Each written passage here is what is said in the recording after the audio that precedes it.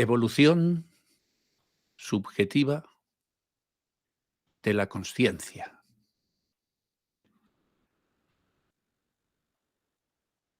Vamos a seguir explorando este fascinante viaje que estamos realizando desde los orígenes de la humanidad, o al menos desde lo que consideramos o creemos que son los orígenes de esta humanidad tal y como la conocemos. ¿Desde cuándo el hombre se planteó la trascendencia, se planteó el hombre pensador, el hombre consciente de sí mismo? ¿Cuándo se planteó y por qué se planteó la creencia en Dios, la creencia en la espiritualidad o en los dioses, ¿no? En cualquier caso. A veces nos surge la pregunta y llegamos a plantearnos, ¿cuál fue en su momento, cuál fue la primera religión de la humanidad? ¿No? La primera religión más o menos parecida o estructurada, la primera estructuración del fenómeno religioso. Y obviamente esta cuestión requiere una exploración muy profunda en las raíces prehistóricas de las prácticas religiosas y espirituales del hombre. Mirad, las evidencias arqueológicas y antropológicas de lo que el hombre, de lo que la ciencia o de lo que la universidad o los eruditos o todos los chiflágoras que nos hemos dedicado a adentrarnos en estas cosas, en estas profundidades, a cada uno le da por algo, ¿no? A mí me dio por ahí, a otro les da por pellizcar cristales, yo qué sé, cada uno tiene una manía. Bueno, pues, como os decía, las evidencias arqueológicas y antropológicas sugieren, no pueden afirmar al 100%, pero sí sugerir por las distintas investigaciones que se han hecho que las formas más tempranas de la religiosidad, más que de la religión en sí, probablemente fueran de carácter animista, como ya os expliqué en el anterior encuentro, ¿no? A través de la máscara, el encuentro con los espíritus. Entonces, en su origen, el hombre practicaba ritos animistas basados en la creencia de que objetos, lugares y criaturas no poseen un espíritu o esencia espiritual que los hace distintivos. ¿No? Lo podéis encontrar también en los tótem de los indios en Norteamérica, estas figuras en los Moai de la isla de Pascua, en fin, en tantos manifestaciones. Una de las primeras manifestaciones de prácticas que podríamos interpretar como religiosas se encuentra, fijaros, en algo que parece tan evidente, pero encierra una significación muy profunda, como es enterrar a los muertos, el entierro de los muertos. No dejar los cadáveres como hacen los animales que se pudran a la intemperie, todo esto, no. Enterrar a los muertos, pero no enterrarlos de cualquier forma, sino acompañados de rituales y de objetos funerarios que les acompañan en las tumbas, lo que sugiere que había una creencia ya primitiva en la vida después de la muerte o en la importancia de los ritos de paso, ¿no? Los ritos de paso de la niñez a la adolescencia, a la juventud, a la madurez y los ritos de paso de la vida a la muerte. Estas prácticas están datadas en el Paleolítico Superior, que es como aquel que dijo anteayer, porque hacía aproximadamente unos, pues entre 40.000 o 50.000 años, más o menos, ¿no? Y hay sitios, diferentes lugares, distintos tipos de yacimientos arqueológicos, como la cueva de Sanidar en Irak, ¿no? Y las tumbas que hay en Rusia, y no son las que está dejando este tipo ahora. Había una región en Rusia que es Sungir, y en esta región de Rusia, en Sungir, pues surgieron estos tipos de tumbas, ¿no? Pues son ejemplos tempranos y no voy a cansaros allí, porque no es el objeto de esta clase daros un montón de datos arqueológicos, pero sí que hagáis arqueología espiritual y que comprendáis mejor vuestra propia esencia, ¿no? Pues todos estos son ejemplos tempranos en el Paleolítico de entierros humanos con muy posibles implicaciones de rituales y de ceremonias espirituales. Otro indicio también muy temprano de estas prácticas la podemos encontrar en el arte rupestre, en las pinturas de las cuevas y las Venus que se hicieron en el Paleolítico, estas estatuillas femeninas que se han interpretado como deidades de la fertilidad o representaciones de un culto a la gran diosa madre. En otra ocasión ya di una clase sobre y si Dios fuera femenino, ¿no? Y esta gran diosa madre que en el hinduismo vemos representada en el Srimati Radharani, y cómo este culto, en otra clase os lo expliqué, esta gran diosa que se encuentra en el hinduismo, después se proyecta también en otros cultos, ¿no? Pues este culto femenino a la gran diosa madre se podría datar aproximadamente de hace unos 35.000 años, nada menos. Y estas figuras, lo curioso es que se han encontrado en diversas partes de Europa. Y digo que es que hace 35.000 años no había la red de autopistas y carreteras que hay ahora. Entonces, ¿cómo es posible que desde Francia hasta Siberia, ¿no?, se han encontrado este tipo de deidades que sugieren una veneración de la fertilidad y de la feminidad como fuerzas vitales?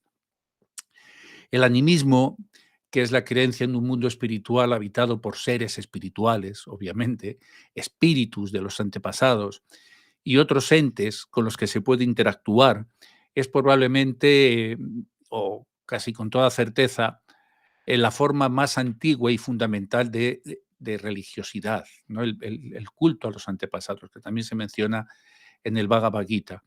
El animismo tenéis que entender que no se estructura en torno a una jerarquía religiosa formal, como las religiones monoteístas posteriores, pero sí que establece un marco para interpretar el mundo y la relación del ser humano con lo sagrado. Y este culto de los antepasados lo tenéis desde todo Mesoamérica, Asia, Europa, África, en todas partes se dio y se sigue dando todavía este culto. En el cristianismo lo tenemos en el Día de Todos los Muertos, el Día de Todos los Santos, ¿no? Pues todavía se mantiene. Se ha imbricado también dentro de las religiones monoteístas posteriores. Y es importante reconocer, que tengamos claro, que el concepto de religión tal como lo entendemos en contextos contemporáneos, con sus dogmas, con sus textos sagrados, con sus estructuras organizativas, es mucho más reciente en la historia humana de lo que os pensáis, mucho más reciente. Las primeras prácticas espirituales, sin embargo, eran probablemente mucho más flexibles que las religiones actuales y estaban basadas en la tradición oral y profundamente entrelazadas con la vida cotidiana, ¿no? Sin una distinción clara entre lo sagrado y lo profano. El hombre del Paleolítico vivía imbricado en un mundo mágico y su presencia eh, en la vida, digamos que se movía entre dos mundos, ¿no? Y no había esta distinción tan clara. Es decir, que si bien es difícil determinar cuál fue la primera religión de la humanidad debido a la naturaleza fragmentaria de las evidencias prehistóricas que se han podido o que hemos podido constatar, ¿no? Podemos afirmar con cierta seguridad, con mucha seguridad diría yo, de que las formas más tempranas de espiritualidad fueron las que os he dicho, ¿no? Animistas, y que estaban centradas en la veneración de los espíritus de la naturaleza, los antepasados, los ciclos vitales, también las estaciones del año, muy importante, y aquellos primeros estadios nos reflejaban una profunda conexión con el mundo natural y una búsqueda del entendimiento humano dentro de este mundo natural. El hombre se ve en este entorno natural y quiere saber qué hace él en mitad de esa naturaleza y cómo puede relacionarse con ella. Con frecuencia, eh, hemos escuchado afirmar que el fenómeno religioso o la creencia en Dios es una suerte de construcción social. Y esto es muy importante, que quiero aclararos esto es muy bien. Mirad, se afirma, y lo escucharéis muchas veces, que la creencia en Dios, como os decía, es una suerte de construcción social, ¿no? Que viene dada al hombre desde fuera hacia adentro y que éste, en una u otra forma, pues le interioriza por medio de la cultura de la sociedad en la que nació. Pero si nos remontamos a los orígenes del hombre, nos surge una pregunta inevitable. ¿Cómo es posible que en lugares tan distantes del planeta y sin comunicación entre ellos, ¿no?, surja en el ser humano este anhelo por la trascendencia y la creencia de algo superior a él mismo, que hay algo superior a él mismo que está trascendiendo y que trasciende a la muerte? Y como continuidad de esta cuestión, se nos sugiere, al menos para mí, una inquietante respuesta. Y no será que la creencia no es de fuera hacia adentro, sino de dentro hacia afuera, que el ser humano trae incorporado al nacer una semilla de inquietud, un concepto de lo divino, que hace que se manifieste hacia afuera en diversos ritos, rituales, hasta estructurarse en las religiones modernas tales como las conocemos. Y este planteamiento toca una de las cuestiones más profundas y fascinantes en el estudio de la religión y la antropología. Mirad, la antropología de lo sagrado, estamos tratando en este tema, que sería el origen universal y la naturaleza innata de las creencias religiosas y espirituales en la humanidad. La hipótesis que sugiere que la inclinación hacia lo religioso y lo espiritual que os planteo es una característica inherente al ser humano, más que una mera construcción social, se apoya en varios argumentos interdisciplinarios, no es que yo me lo esté especulando, se apoya en argumentos interdisciplinarios que abarcan desde la psicología evolutiva nada menos hasta la neuroteología. Hay una rama de la ciencia que se llama la neuroteología y la antropología cultural. Cuando yo afirmo esto, no me pueden acusar, ¿no?, de ser un fanático religioso o un meapilas, ¿no? Como se suele decir, ¿no? Un beato convencido. Desde la psicología evolutiva, fijaos que se ha propuesto que la predisposición hacia las creencias religiosas puede haber incluso ofrecido ventajas adaptativas a nuestros ancestros. Estas creencias religiosas han supuesto un beneficio, una ventaja adaptativa para nuestros antepasados.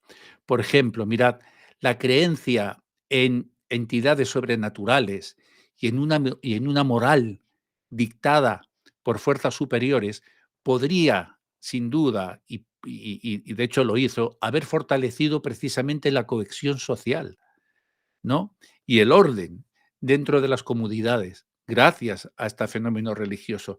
Y de esta forma facilita la supervivencia o facilitó la supervivencia y la cooperación entre los individuos que profesan las mismas creencias. Esta hipótesis, ¿no?, del gen divino, ¿no?, como se le ha llamado en ocasiones, sugiere que el cerebro humano está predispuesto a tener experiencias religiosas y espirituales, ¿no?, que estamos diseñados.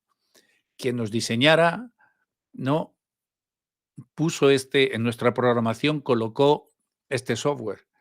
La neuroteología, por su parte, explora cómo el cerebro experimenta lo religioso y lo espiritual, y incluso la neuroteología identifica áreas cerebrales que se activan precisamente durante las experiencias místicas o contemplativas, lo que no hace sino sugerir que hay una base neurológica para este tipo de experiencias. Igual que el cerebro se ilumina una zona del cerebro cuando percibimos la luz, ¿no?, o el sonido, etcétera, etcétera, está probado que hay zonas del cerebro que se activan en la experiencia religiosa, en la oración o en cualquier tipo de experiencia religiosa, ¿no?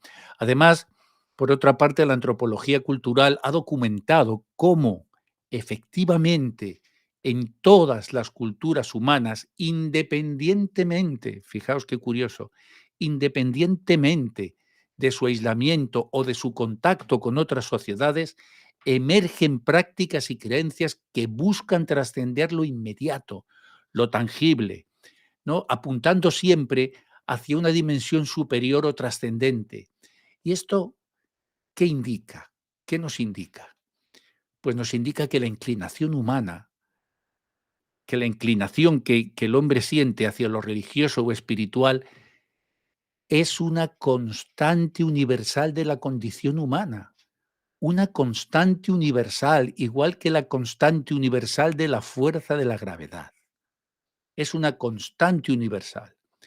Por lo tanto, la pregunta de si la religiosidad es una característica innata o es una construcción social podría estar planteada de forma demasiado dicotómica, ¿no? Como os la he, como os la he planteado. Aunque hay gente que lo basa así. En verdad, la parte dicotómica la hace el que afirma exclusivamente que la religiosidad o la tendencia en el hombre a tener estas creencias es exclusivamente y se debe exclusivamente a que te lavaron el coco desde fuera, ¿no? De ahí estos idiotas de esta teología de la doctrinista Kerr y todo esto también dice que uno se puede, que todo es una construcción social. Vaya, no vamos a entrar ahora en eso. Es posible que la capacidad para la religiosidad sea una predisposición innata en el ser humano. Y no es posible, es seguro que es una predisposición innata en el ser humano, que se manifiesta y se estructura de formas particulares a través de la cultura y la sociedad, de las distintas sociedades que se van sucediendo. Y esta disposición innata hacia la trascendencia, fijaos, hacia la búsqueda de significados últimos, ¿no? Y a la conexión con algo mayor que uno mismo, ¿no? Se canaliza posteriormente a través de las tradiciones, de los mitos, de la mitología, de los rituales y de las estructuras religiosas que son, a su vez, profundamente influenciadas, como no puede ser de otra forma, por el contexto histórico, social, geográfico de cada comunidad. Pero lo que influye es este aspecto sociológico, sí que puede influir en los ritos, en las estructuras religiosas, pero no en el surgimiento de este sentimiento, nunca en el surgimiento del sentimiento. Cada sociedad después sí que lo ha adaptado sociológicamente a su cultura. Así que esta perspectiva nos permite, os permite, mis queridas y sensuales criaturas, una comprensión más integradora del fenómeno religioso, porque si no se tiene una comprensión integradora del fenómeno religioso, uno se desliza por la cuneta del fanatismo estúpido y se va para ese lado, y es el lado más peligroso que existe. Irte por la cuneta del fanatismo religioso y creerte que tú eres único o que tu religión es la mejor, la única, la que lo tiene todo, ¿no? Así que hay que tener una comprensión mucho más integradora del fenómeno religioso, reconociendo que nos cuesta tanto reconocer tanto los fundamentos universales y posiblemente innatos de la espiritualidad humana como la diversidad, que me encanta esta palabra, ¿no? Como la diversidad y la riqueza de sus expresiones culturales. La religión, en este sentido, la podríamos ver como un río maravilloso, como un río cuyas aguas, ¿no? Nacen de fuentes muy profundas, tal y como los ríos nacen de las profundidades de las montañas, ¿no? De los manantiales profundos. Pues nacen de fuentes profundas e innatas dentro del ser humano, pero cuyo curso y manifestaciones exteriores son modelados por el terreno variado de la historia y la cultura humanas. El río nace, pero luego es el paisaje, la orografía la que le va dando forma e incluso la propia acción del hombre a través de represas, desviaciones, etcétera. ¿Ok? Así que estamos de acuerdo, ¿no? En que la neuroteología, por su parte, explora cómo el cerebro experimenta lo religioso y espiritual, ¿no? Identificando áreas cerebrales que se activan durante estas experiencias místicas o contemplativas, como ya os he dicho. Ahora bien, aquí viene otra. ¿Es la constitución del cerebro lo que explica el fenómeno ¿O es precisamente el fenómeno lo que provoca la reacción del cerebro? Tal y como la luz, como os decía antes, provoca la estimulación de un área concreta del cerebro, porque aprovechando la neuroteología, pues otros dicen que todo es una cosa cerebral. Entonces, os pregunto, vamos a preguntarnos juntos, ¿se puede atribuir al lienzo la composición del retrato o es la presencia de la pintura y las pinceladas del pintor las que hacen que el lienzo tenga sentido y función? Si seguimos una deriva meramente evolucionista, ¿no? Podríamos convenir que la naturaleza, ¿no? Esa naturaleza sin inteligencia alguna que obra maravillas casuales en su aspecto de evolución, no otorga nada que no cumpla una función meramente para la supervivencia de la especie o de las especies. Vamos, dicho de otra forma, nada que no sea facilitar el comer, dormir, defenderse, aparearse, etcétera, pues tendría cabida. ¿Qué aporta al hombre para su supervivencia componer poemas o ser reflexivamente consciente de que se va a morir? El hombre, el ser humano, fijaos, es el único ser que vive con esta angustia, el único. Por lo tanto, quiero que tengáis siempre un amplio abanico que cuestione vuestra propia lucha por la vida. Esta reflexión que os hago nos invita a una exploración profunda y multidimensional sobre la existencia y la esencia de la experiencia religiosa y espiritual en relación con la naturaleza humana, así como sobre la capacidad que tiene el ser humano para trascender las necesidades básicas de la supervivencia a través de la poesía, el arte, la filosofía y la religión, por ejemplo. La pregunta sobre si la constitución del cerebro explica el fenómeno religioso o si es el fenómeno religioso el que provoca la reacción en el cerebro plantea un dilema que es clásico, ¿no? Entre la causalidad y la correlación, que a su vez nos llevaría a interrogantes mucho más profundos sobre la naturaleza de la conciencia y la realidad. ¿Cuál es su naturaleza? Desde la perspectiva de la neuroteología, de la que os vengo hablando, la evidencia de que ciertas áreas del cerebro se activan durante las experiencias religiosas o espirituales no resuelve necesariamente la cuestión de la dirección de la causalidad. No la resuelve. Es decir, para aclararnos, si bien se pueden identificar correlaciones neurológicas con experiencias espirituales, esto no determina si tales estructuras cerebrales son la causa de dichas experiencias o si son activadas por la experiencia de lo trascendente. ¿Entendéis? En efecto, la metáfora del lienzo que os he dado y la pintura ilustra muy acertadamente este enigma. ¿Es el cerebro simplemente el lienzo pasivo sobre el que se dibujan las experiencias espirituales? ¿O es activamente partícipe como el pintor en la creación de estas experiencias? En cuanto a la cuestión evolutiva sobre la funcionalidad de actividades aparentemente no relacionadas con la supervivencia inmediata, como la poesía o la conciencia de la propia mortalidad, existen teorías. Ojo, os hablo de teorías, ¿no? Hay teorías en la biología evolutiva y en la psicología evolutiva que sugieren que tales capacidades pueden haber tenido implicaciones indirectas, si bien no directas, sí indirectas, en la supervivencia y en el éxito reproductivo.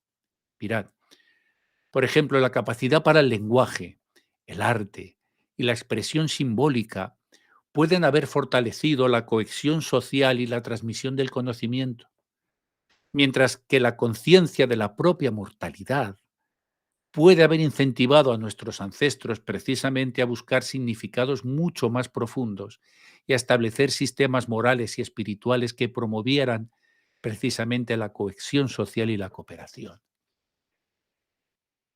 la angustia existencial ante la muerte,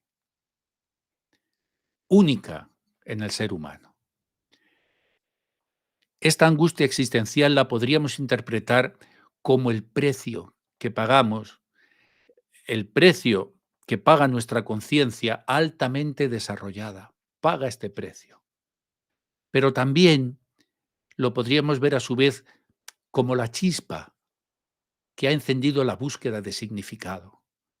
La búsqueda de significado, de trascendencia, ¿no? Y de conexión con algo más grande que nosotros mismos. En este sentido, la religión, la filosofía, el arte, la poesía, las artes escénicas pueden ser vistos no solo como subproductos accidentales de la evolución del hombre, sino como elementos esenciales de lo que significa ser humano, contribuyendo a nuestra adaptabilidad y resiliencia como especie, al proporcionarnos mecanismos para enfrentar la incertidumbre, el sufrimiento y la conciencia de nuestra finitud. Me muero. Fomentar en vosotros la exploración de estas dimensiones puede enriquecer vuestra comprensión de la complejidad de la experiencia humana y os invita a reflexionar sobre la intersección que hay entre la ciencia, la espiritualidad y el arte, y cómo estas dimensiones contribuyen a nuestra lucha por la vida, dotándola de profundidad, de significado y propósito. En la antigua Grecia la filosofía abarcaba todo, no había división entre la ciencia y la filosofía. Todos estos problemas vienen con la doctrina materialista, ¿no? Después, cuando hay este divorcio de la ciencia de la filosofía. Si analizamos la forma humana de vida en comparación con otras especies también, pues salta a la vista que biológicamente, en apariencia, no respondemos muy bien al patrón clásico, ¿no? Que mejora las especies. El hombre es un mono desnudo, ¿no? Es un mono desnudo que pasa frío y pasa calor, estando desprovisto de vestimenta.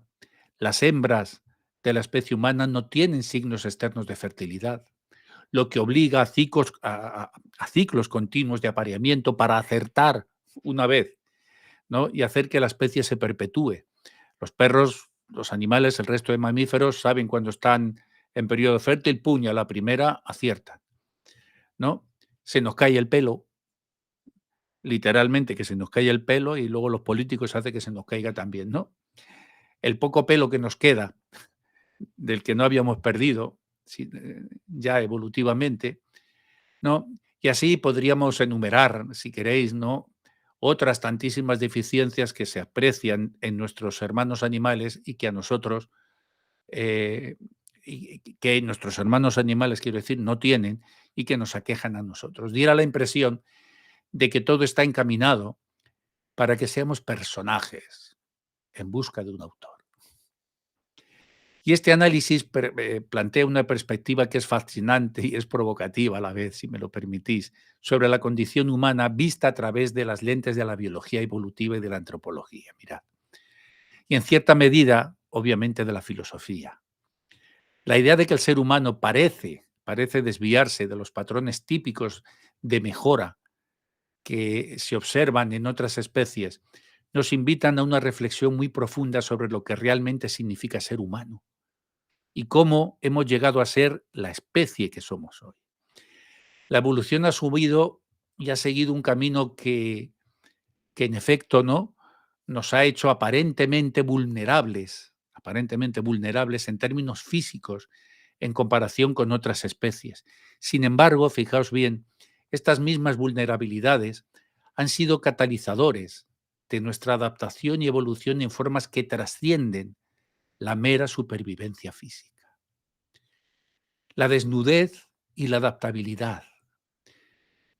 Fijaros, la pérdida del pelo permitió a nuestros antepasados regular mejor su temperatura corporal mediante la sudoración. Nosotros sudamos mucho más que el resto de especies, lo cual fue crucial, ¿no?, para la vida en los lugares desérticos, en las sabanas africanas, donde el bipedismo, el caminar de pie, se supone que emergió.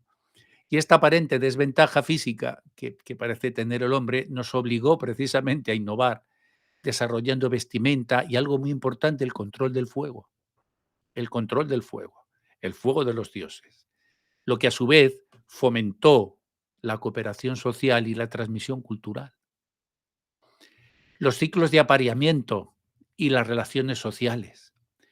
La ausencia de signos externos evidentes de fertilidad en las mujeres de nuestra especie pueden haber contribuido a la formación de parejas estables y a una mayor cohesión social.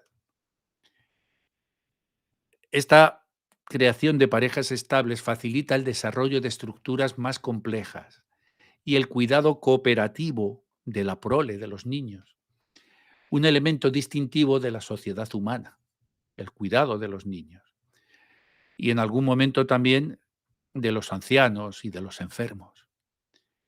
Las vulnerabilidades físicas y el desarrollo cognitivo.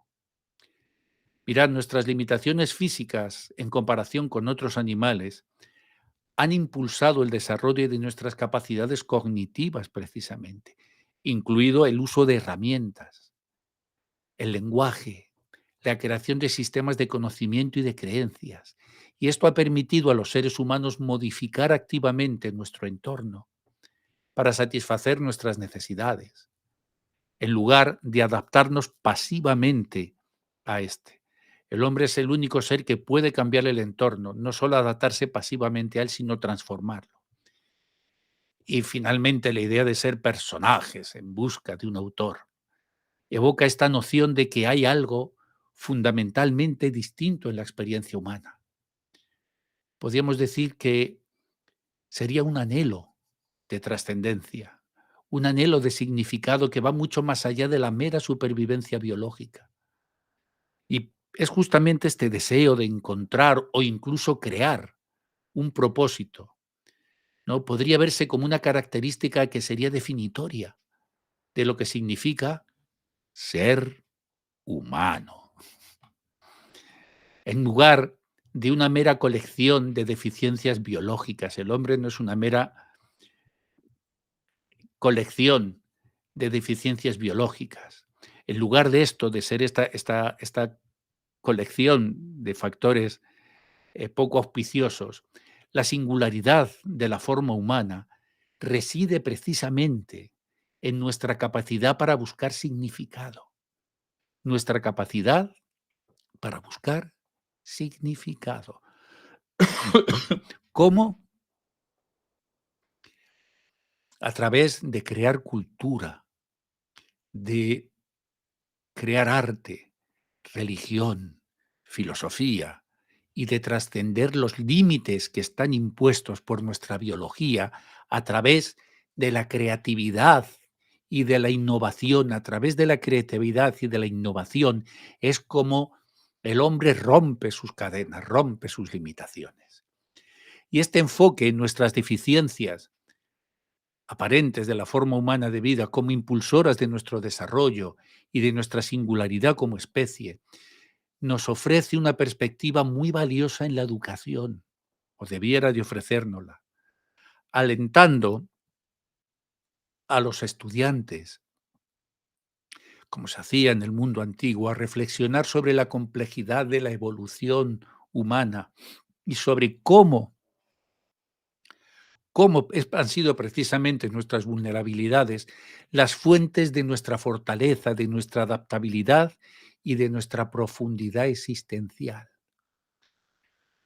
¿no? Cuando Descartes decía pienso, luego existo,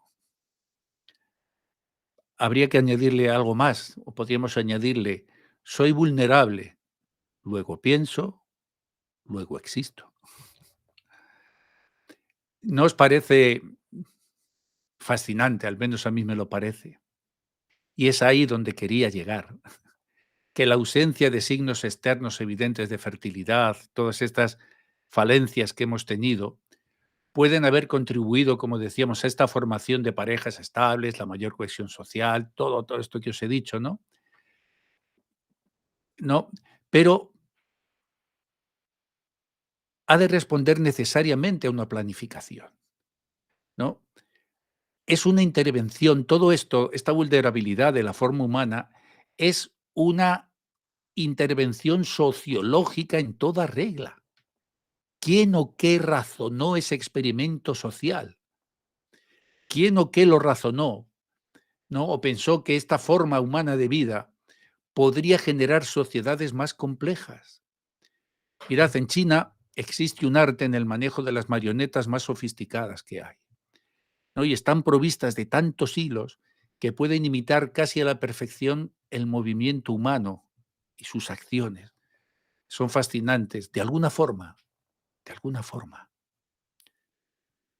Cuando abordamos estos temas, tengo la temprana impresión de que algún titiritero cósmico maneja las marionetas y este escenario cósmico al que llamamos universo. Y esto nos adentra en el corazón de una de las preguntas más antiguas y profundas que la humanidad ha contemplado: la existencia de un orden o diseño subyacente en el universo. Y si detrás de ese orden hay una inteligencia o hay algún propósito. La analogía del titiritero cósmico y las marionetas es muy evocadora porque sugiere la idea de que podríamos ser parte de una narrativa o de un diseño mucho más amplio, que va más allá de nuestra comprensión inmediata de la explicación puramente materialista de la existencia. Claro, desde el punto de vista sobre quién o qué pudo haber razonado, ¿no?, o planificado las complejidades de la vida y de la sociedad humana, ¿no?, esta misma cuestión ya lleva implícita nociones de la teología, ¿no?, que sería la explicación de los fenómenos por sus propósitos y no por sus causas. Mirad, entender esto, el propósito, las afirmaciones teológicas llevan implícitas la noción de la teología o de la reflexión en lo divino, lleva implícito esto, es la explicación de los fenómenos por sus propósitos, por el propósito que persigue el fenómeno y no por la causa que provocó el fenómeno, sino qué propósito tiene el que el fenómeno surja. Y en muchos casos de teísmo o de deísmo, ¿no? Desde un punto de vista de la evolución de las estructuras sociales humanas y nuestras características biológicas únicas, ¿no?, pues podrían ser vistas como parte de un diseño o de un propósito mayor. Si os hago de abogado del diablo, cuando le planteas esto a, a un científico materialista, ellos se agarran, perdonad,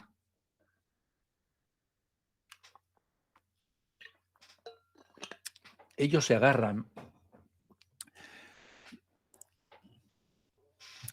a que estas características emergen sin la necesidad, ellos, este es su razonamiento, emergen sin la necesidad de un planificador consciente al menos, ¿no? Digamos que ese primer motor inmóvil del que hablaba Aristóteles, los científicos materialistas, ¿no?, pues lo hacen a un lado. Y que en cambio ellos afirman que son el resultado de procesos naturales de selección, mutación y adaptación, ¿no?, que operan a lo largo de escalas de tiempo geológicas, ¿no? La complejidad emergente en este marco no requeriría, según ellos, de una intención detrás de ella, que es el resultado de innumerables interacciones y adaptaciones al entorno. Pero siguen sin explicar la selección, procesos naturales de selección. Pero seleccionar significa hacer una elección. Mutación y adaptación, esto me va bien, esto no me va bien. Si yo selecciono blanco o negro, arriba o abajo, si selecciono, hay un acto volitivo detrás de esa selección. ¿Cómo es posible que un ente amorfo y sin capacidad de voluntad pueda seleccionar y se pueda adaptar si no es consciente de su desadaptación? ¿Cómo puede hacer esto?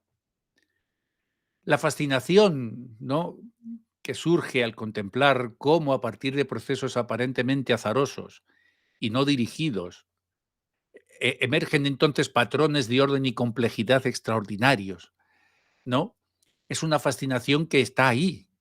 Y este sentido de asombro ante la complejidad de la vida y la sociedad humana puede inspirarnos tanto a una interpretación espiritual como si eres un científico craso y materialista, a una apreciación científica de la realidad. Te puede llevar a los dos caminos, pero haciendo selección, tú vas a tener que elegir cuál de los dos caminos quieres. La discusión sobre si la complejidad y el orden observados en el universo y en la vida implican la existencia de un diseño, ¿no? O un propósito inteligente, pues es un terreno, mirad, muy fértil para el debate filosófico, teológico y científico. Y yo aquí solo os quiero dar apuntes, ¿no? Y esta discusión os las traigo aquí, os hago a veces un poquito de abogado del diablo, porque pueden enriquecer enormemente la enseñanza que os quiero transmitir y el aprendizaje, ¿no? Y os quiero alentar a que exploréis estas preguntas desde múltiples perspectivas y que reflexionéis sobre las implicaciones de diferentes respuestas para nuestra comprensión de la naturaleza humana, el universo y el significado de nuestra existencia. Os he dicho desde el principio que quiero que tengáis herramientas, no que me sigáis a mí como, como, como las ovejas que siguen a un pastor ciegamente, sino que vosotros os dotéis de vuestras propias, a través de estos encuentros podáis tener la argamasa, los ladrillos y la arena necesaria para que construyáis la catedral de vuestra propia conciencia espiritual. Abordar estas cuestiones con una mente abierta y crítica. Hay que tener siempre, mirad, una mente abierta y una mente crítica, porque esto os va a permitir en vuestra condición de estudiantes, ¿no? Y, y no solo a los estudiantes, sino a los así llamados académicos, entre comillas, o maestros, o como lo queráis llamar, no solo apreciar, no solamente apreciar la riqueza y la complejidad de la vida humana y del cosmos, sino también explorar los límites que se dan en el conocimiento y en la comprensión humanos. Y el lugar de la fe, la espiritualidad y la ciencia en nuestra búsqueda de respuestas. ¿Qué lugar ocupa? A las preguntas fundamentales, nuestra búsqueda de respuesta a estas preguntas fundamentales de la existencia. Personalmente, creo que todo al final se reduce a una sola palabra: fe, fe. Cuando afirmamos que desde la perspectiva de la ciencia evolutiva estas características emergen, ¿no? Cuando los científicos materialistas afirman esto, ¿no? Eh, emergen sin la necesidad de un planificador consciente, ¿no? Y que en cambio son el resultado, como hemos visto, de procesos naturales de selección, de mutación y de adaptación, que es lo que dicen, ¿no? En verdad, en verdad, no estamos sino poniendo nuestra fe en ese concepto, si eres materialista. Porque por muy bien construidas que estén las palabras, ¿no? Por muy bien que estén gramaticalmente desarrolladas las oraciones, el científico materialista está pidiéndole a quien le escucha que ponga su fe en sus palabras sin mucho más peso. En los eones se pierden los peones de la partida de ajedrez. Y puede que simplemente estemos creando una nueva religión material, materialista, con nuevos profetas de bata blanca, para que nos explique lo inexplicable. Mirad, lo importante al menos para mí como educador, me gusta más la palabra educador que maestro, que está bien, no es que la denoste, ¿no? Eh, que algunos pues me llamen maestro, ¿no? Pero yo más que maestro en el sentido teológico, así, me considero más bien un educador. Me gusta esa palabra, ¿no? De educador. No, pues al menos para mí, como educador o maestro, si lo queréis, para mí es dotar de lo importante para mí, como os decía, es dotar a los alumnos, a los discípulos, ¿no? Como os decía antes, es dotaros de instrumentos, dotaros de esos instrumentos para que decidáis finalmente dónde vais a ubicar vuestra fe. No es más que eso. Por la propia autoobservación siempre surge una pregunta: ¿cómo la materia se volvió consciente de sí misma? Esta es la pregunta que derriba, que derriba los argumentos materialistas. Que te contesten: ¿cómo la materia se volvió consciente de sí misma? Reflexionar es profundamente provocativo. No hay nada más provocativo en este mundo que la reflexión, ¿no? Y reflexionar además toca la esencia de uno de los grandes debates en la ciencia, en la filosofía y en la teología: la intersección entre fe, conocimiento y la búsqueda humana de significado y comprensión. La idea de que la ausencia de signos externos y evidentes, no como hemos visto antes, en toda esta forma, todas estas falencias evolutivas que parecieran que tenemos, pues como ya os dije antes, podrían ser, y de hecho estoy convencido que son parte de un experimento social cósmico. Y esto es una manera fascinante de personificar los procesos evolutivos de los que hablan los materialistas, invitando a contemplar la posibilidad de una inteligencia o diseño subyacente. Mirad la mención de la fe, de la fe.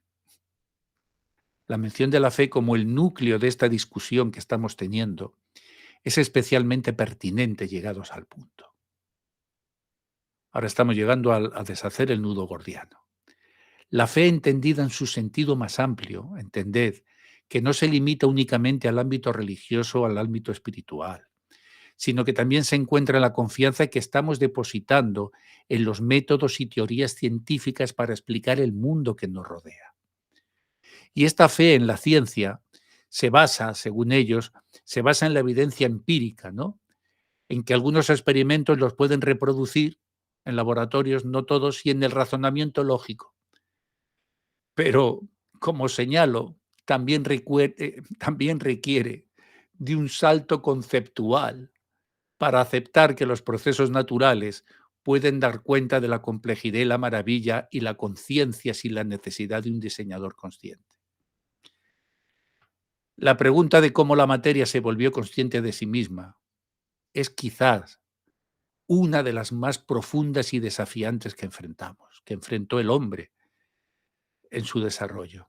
Y esta cuestión central es precisamente el debate, es una cuestión pivotante, ¿no?, en este debate sobre la conciencia y el origen de la vida, y toca el misterio de cómo es posible que procesos físicos y químicos puedan generar experiencias subjetivas, percepción y autoconciencia.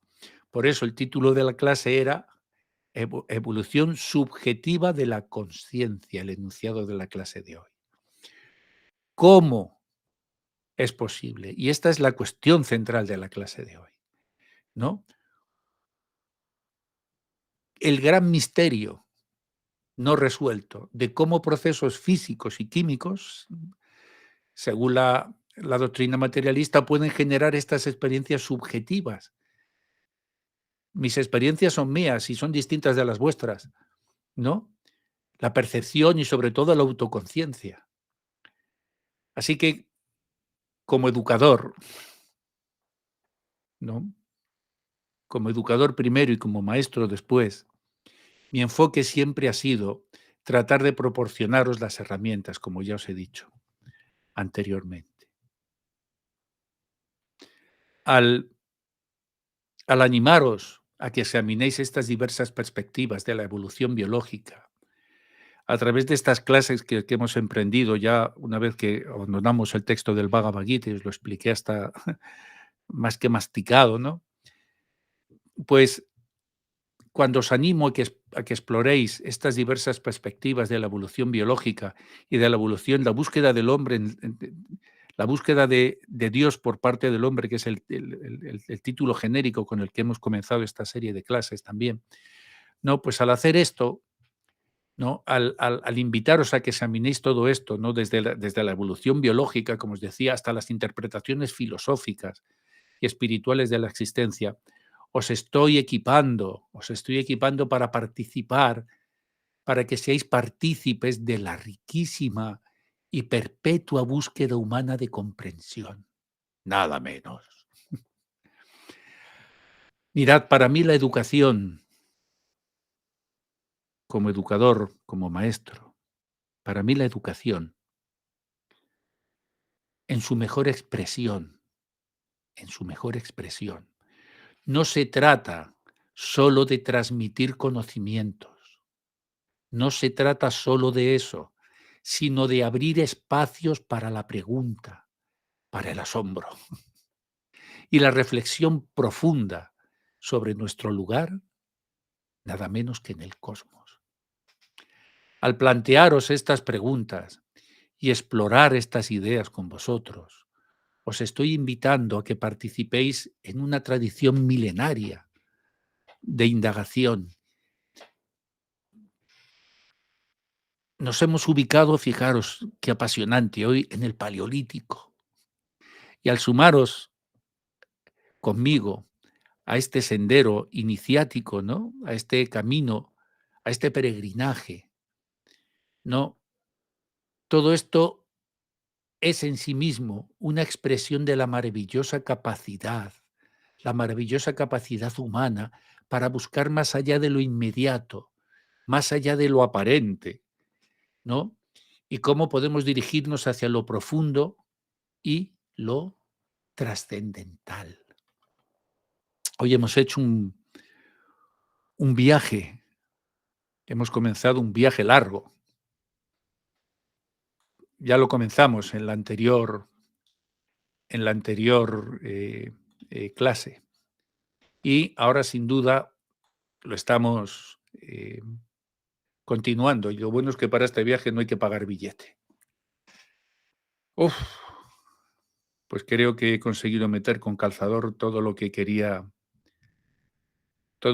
comentaros para hoy. Se me fue un poquito más, quizá, del tiempo que suelo emplear, y espero que el umbral de atención no se os haya enfriado. Además estoy sudando, porque había tanto que hacer. No serán los focos que tengo aquí o el calor que está haciendo primaveral adelantado.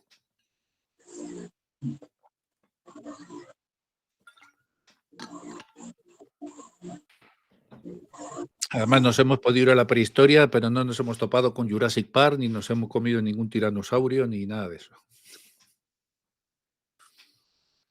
Si tenéis alguna duda razonable,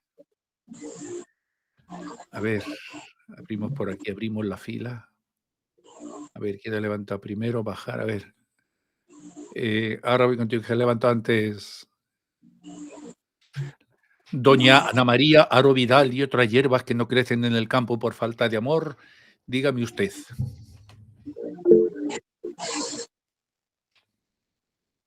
Si no le das al micrófono, no vas a decir nada. Me parece que no tiene sonido, porque no te aparece no te aparece ni el icono del micrófono, pues eso es que los dioses te han condenado a estar muda hoy. A ver, mi guerrera. Sí, estaba pensando, bueno, el concepto de educador, eso también hace un tiempo lo adopté, ¿no? Porque uno es un facilitador de herramientas para un pensamiento crítico, más que un transmisor de conocimientos que nos preceden, ¿no? Y estaba haciendo esta analogía ¿no? Yo decía, si esta clase se hubiera escuchado en otras épocas, sería como de hereje, ¿no? Porque es una Me encanta cuestión, ser claro. un hereje. Sí, sí, sí, sí, No, como no, hereje, ¿no? todavía a Pero día de hoy, gracias a Dios, me lo siguen llamando. claro, ¿no? Entonces decía cómo es dogmatismo versus pensamiento crítico, ¿no? Pero justamente el pensamiento crítico es el que nos hace espirituales y trascendentalistas, porque si no sería una fe ciega, pero a la vez la fe tiene que ser claustrada, tiene que ser con conocimiento, y el pensamiento crítico es necesario. Pero bueno, no conviene en la historia de las religiones, ¿no? Pero sí en la espiritualidad. Entonces, como que, bueno, de los conceptos arcaicos, ¿no? Que uno Mm. adoraba, ¿no? A semidioses, a máscaras, a tótems, ¿no? Cómo llegar al pensamiento crítico de que haya un titiritero universal, una conciencia superior, que no sea solamente producto de un Big Bang o de mezcla de materias, electrones y protones, ¿no? Entonces, como, por eso decía como una clase de herejes, ¿no? Porque, pero la verdad que es una clase trascendental que nos invita a reflexionar más allá de lo que nos digan, ¿no? Que la historia de las religiones. Ujú. Estaba me quedé en ese punto, ¿no? De cómo los educadores cambian el concepto de qué es educar, ¿no? Porque si no quedaríamos en transmitir, los maestros espirituales, quedaríamos en transmitir el legado. Pero ese legado tiene que ser analizado y internalizado para que la fe tenga su asidero, ¿no? Estaba pensando en Eso es eso. muy importante, esto último que has dicho. Mira, si el maestro espiritual, si el así llamado maestro espiritual, a lo que se dedica es nada más que a la transmisión de, como tú has dicho muy bien, no de un legado, de un conocimiento, simplemente a la transmisión, ¿no? Aquí te cojo mis escrituras que me las aprendí de memoria y aquí te las vuelco, ¿no? Aquí te paso, aquí tengo mis ritos, ¿no? Y aquí te los vuelco, ¿no? Te los paso. Ahora tú ya eres un ritualista conmigo y ya eres un compartidor de un conocimiento que no ha sido interiorizado. Y si solo actúo de esta forma, irreflexionablemente lo que te conviertes es, antes o después, en un fanático religioso.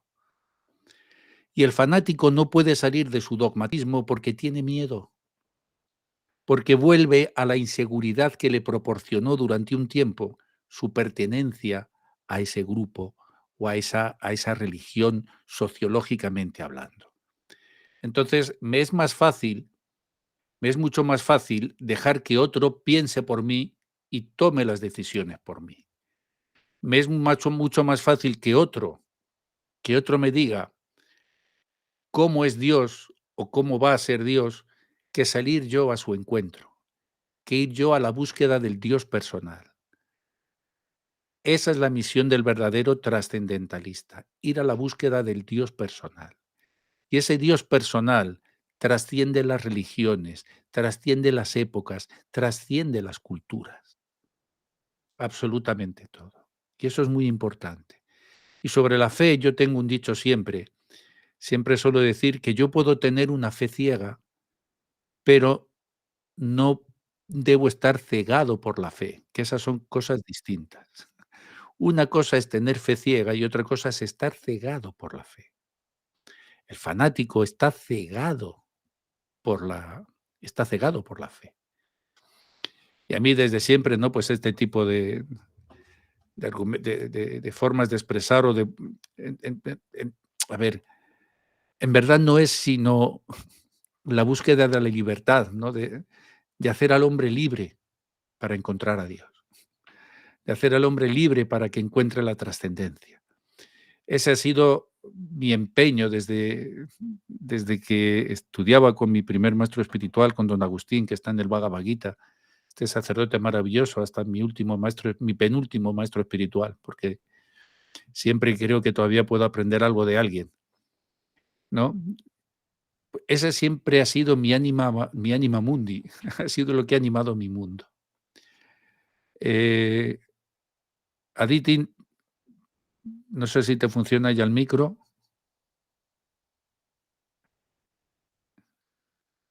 A ver, lo has escrito. La vida es manifestación de Dios en nosotros. A ver, ¿qué has puesto en el? A ver, espera. O lo has borrado, a ver, en los comentarios que me... A ver, si la materia no tiene conciencia por sí sola, su evolución depende de la inteligencia del ser, es decir, de Dios en cada entidad viviente. La vida es manifestación de Dios en nosotros, que se hace consciente en cada entidad. A ver.